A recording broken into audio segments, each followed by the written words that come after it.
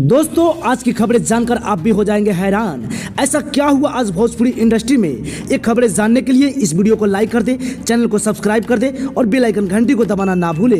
दोस्तों बता दे, भोजपुरी की हॉट एवं खूबसूरत एक्ट्रेस काजल राघवानी कभी खेसारी के साथ तो कभी पवन सिंह के साथ रिलेशनशिप में रहती है। अभी कुछ दिनों से खेसारी से विवाद होने के कारण खेसारी के साथ छोड़कर पवन सिंह के साथ रिलेशनशिप में रह रही है। दोस्तों बता दे, ये दोनों काफी एक दूसरे के करीब भी रह रहे हैं। ये दोनों अपनी लाइफ एक कपल की तरह एंजॉय में बिता रहे हैं। दोस्तों बता दे, अभी हाल फिलहाल में काजल राघवानी ने पवन सिंह को खुलेआम स्टेज पर किस कर प्रपोज किया था।